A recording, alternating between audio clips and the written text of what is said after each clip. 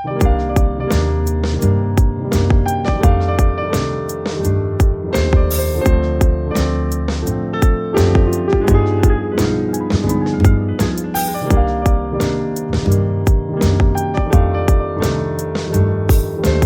saat kita diam, banyak orang lain yang memiliki niat jahat ingin merusak alam kita.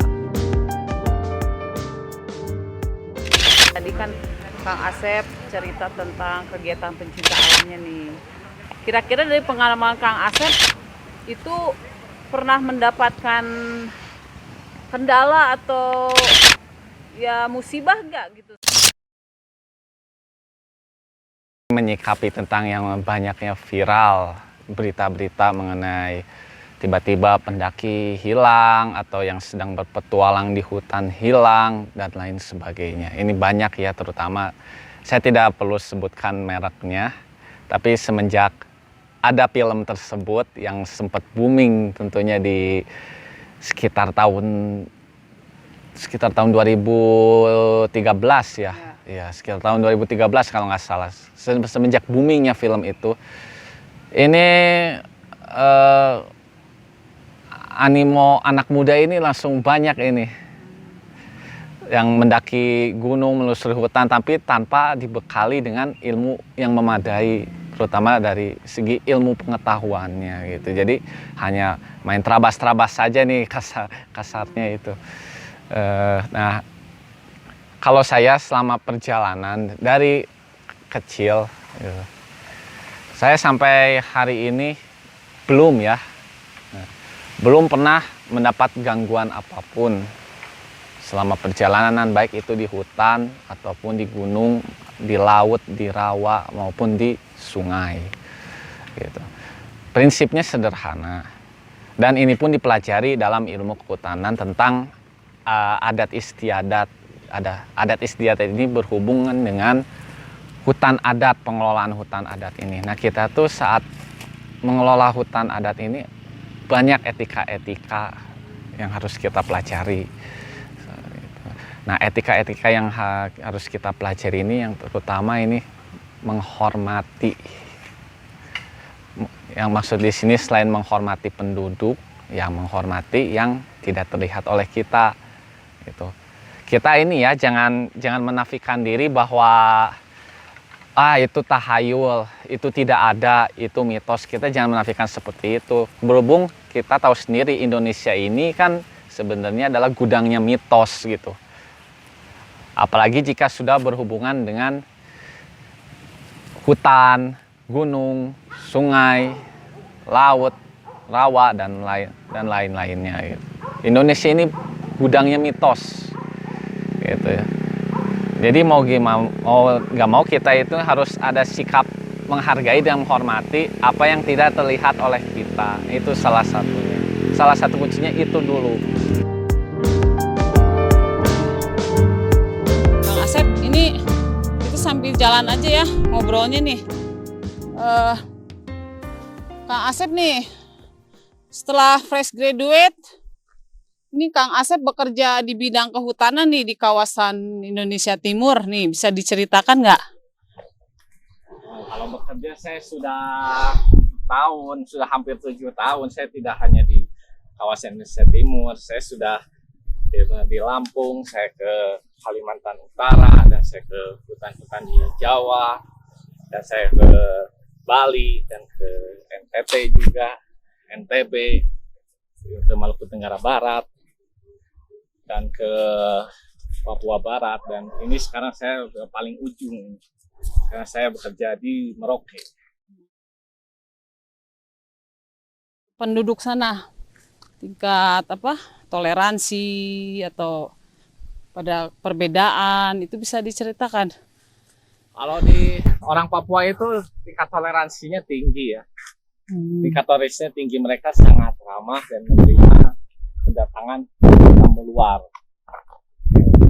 Ya, kalau saya temukan ya mereka tetap sangat sopan gitu pada pendatang itu, asalkan kita juga menghargai adat istiadat mereka.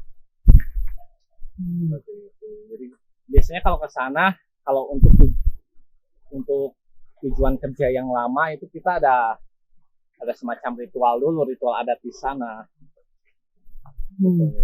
Biasanya kita menjalani ritual adat itu ya sekitar 1 bulan.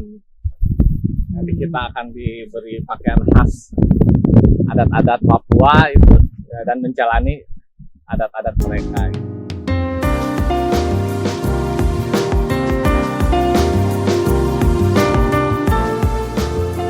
Ada bilang leuweung alit, leuweung ageng nih Kang Asep.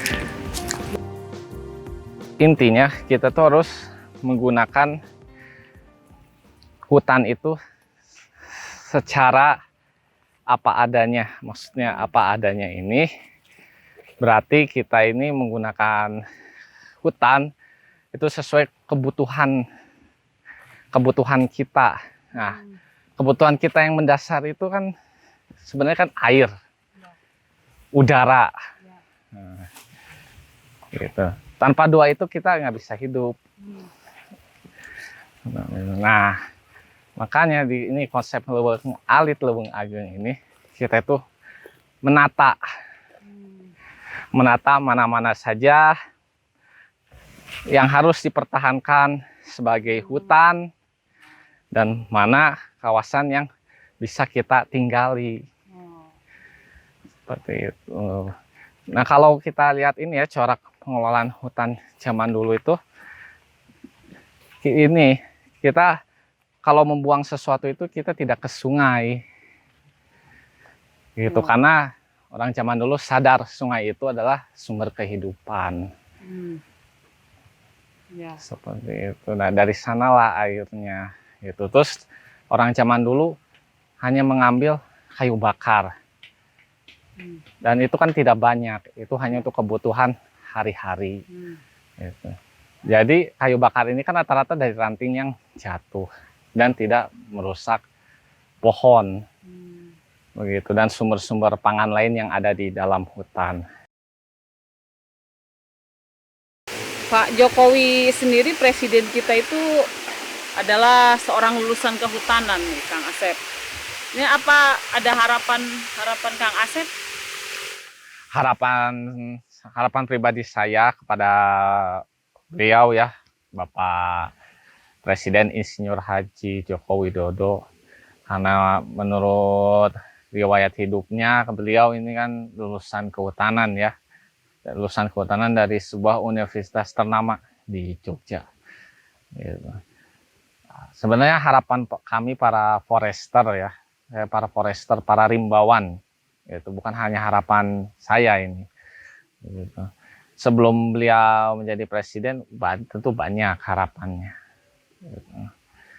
Dan harapan yang paling penting itu adalah tetap menjaga keutuhan kawasan hutan. Gitu. Tidak mengurangi luas kawasan hutan di Indonesia. Itu yang paling penting. Itu. Jadi kawasan hutan yang ada saat ini mohon diperhatikan dan dipertahankan.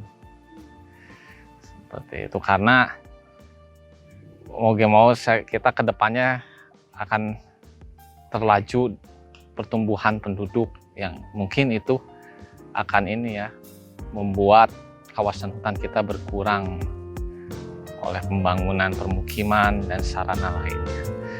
Tapi di satu sisi juga kita sangat butuh hutan, terutama kan hutan Indonesia ya, itu adalah paru-paru dunia setelah Brazil.